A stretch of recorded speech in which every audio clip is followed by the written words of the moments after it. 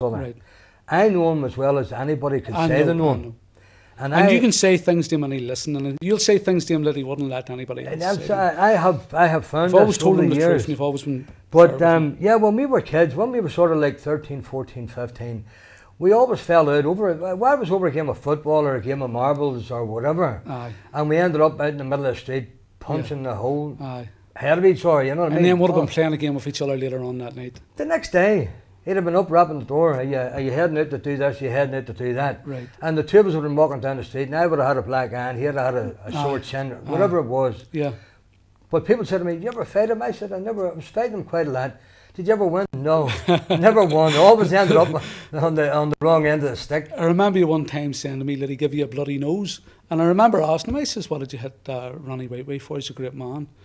He says, we were only kids. I says, I know, but why'd you hit him? He says, I can't really remember. I think he was talking when he should have been listening. Quite possibly, quite possibly. So when did you meet your wife? That would have been in Clonard. There was a little hall there where they used to do ceilidh dancing, as it was called. I was never one much for rock and roll and whatever. Right. And there was myself, Danny O'Hare, Shimmy Shields, and Sean Noble, and the four of us went there every week. Right. And we met up with this group of girls, and for a while it was quite funny what was happening, because one week I would have paired off with one of them and they would have paired off with the other three. Then the following week you had to swap partners, and you did that for a few weeks until you figured out, well, I'd rather have that one there, you see. So that's how I ended up with Marie. Right. And the only thing, people say, with hindsight, what would you do? With hindsight, I would wait till I was a lot older before I got married. I was very young. Yeah. I was only 19, Marie was 18. Well, that's what people done then, wasn't it? I think my dad was It married wasn't, at 18, it wasn't 19. uncommon to get married at that age. But it's only when you get into it a little bit you realise, maybe I should have waited a little bit longer. Yeah. But where'd you get married? We were married up in Holy Cross. Right. Father Brendan, God rest his soul, he only died there about a year ago. He married us, and still got the wedding album still there. Every now and again you have a little look through it. Yes. Just to see what you look like when you were 19 years old. And was Ardoyne your home? Yep. We Brompton Park? What happened there was that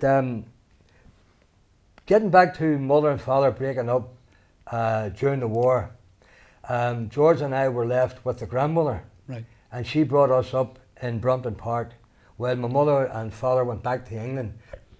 Mother went one way, father went another. At a later date, both of them remarried. Mother had another family, two daughters and a son, who are now my stepsisters, Lorraine and Joan, and the stepbrother Freddie. And we know all about each other. We meet regularly. We correspond quite often too, you know. But we were brought up in Brompton Park by the grandmother. Right. In 154 Brompton Park. Yeah. And after Marie and I had, with 5 children, the house just wasn't working out. The situation that developed was not uncommon in Brompton Park or in Ardoyne as a whole, where the people who lived next door, the lady decided that she was going to leave. Her daughter and son moved into the house. Yeah. They originally from the New Lodge. Yeah. They settled in okay, but they were never done fighting. They were always, I mean, you could, a lot of married couples in them days too lived with parents. Because my mother and father did. They lived with my granny. Well, Butler Street we lived with for a few years until they got a house. Yeah, and this young couple, as you say, they couldn't settle. And there was one night there was a real bad row in it, and I walked in to find out what was going on. And she had a knife in her hand. She said, "I'm going to kill him." I said, "Well, I don't think that's a wise thing to do." And I said, "Like, before we're going to fight, can you tell me what is the problem?" And she said, "He doesn't like living up here. He wants to go back down to New Lodge." I said, "Well, but it'd not be better to go down to New Lodge before one of you kills the other one." So they moved out, and Maria and I moved in, and so we're living in 152 Brompton Park. Right. So tell me, Ronnie, how did you get into the weights then? Well, what happened was, I was talking to Tommy McAfee, God rest his soul. Tommy was the man who started St Gabriel's Weightlifting Club in 1955. Tommy was using the old wooden hut at the bottom of Butler Street, which was originally an old school hut. Right. The hut was being used by the boxing club, which was run at that time by a great guy called Charlie McAuley. Wonderful man. Got a lot of information from him. I got a lot of advice and help from him. Was that not a green tin hut?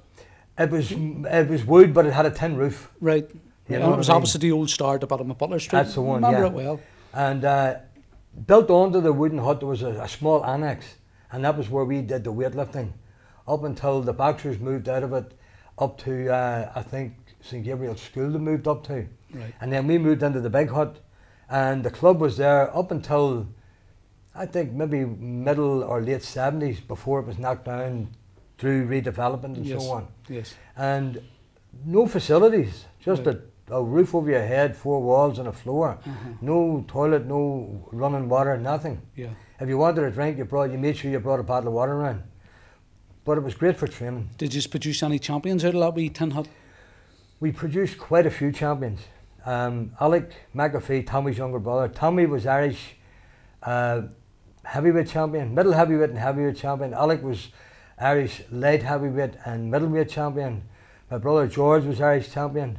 Davy McGee, who some people know Davy, you'll see him wondering about Ardoyne yet.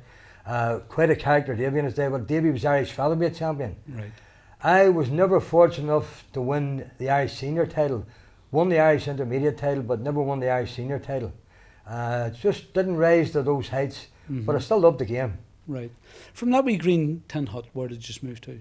Would I be wrong in saying now, I was thinking about it yesterday, was there a weightlifting facility ever in Herbert Street? Remember the Hibs? Yes, that's where we moved to afterwards. Right. We moved into the Hibs and it was a great club, Right. great club room. And we were doing well in it, but again with no facilities.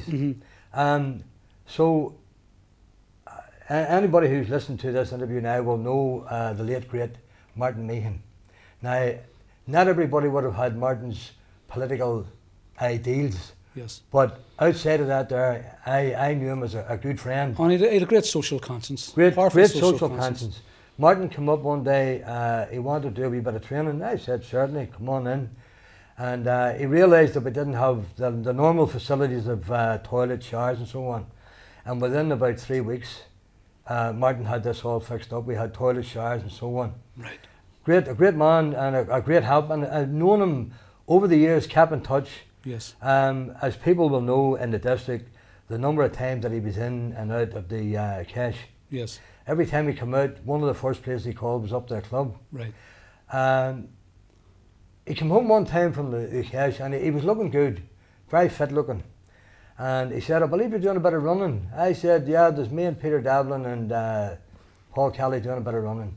He said, I've been doing a wee bit inside, he said, running around the compound. And he said, I'd like to do a wee bit in the road. I said, okay. So we arranged to go out one night and the distance he wanted to run was 5 miles. So, across the Bone, down the Old Park Road, down the Cliftonville, up the Antrim Road. And as we're running up the Antrim Road, we're just talking as we run. He said to me, Ronnie, I think you better get on the inside. I said, yeah, okay, anything wrong? He said, well, in case somebody decides they want to shoot me, he said, they'll maybe miss you. And I said, thanks very much. Good thought, you know. So we finished the run and back down again.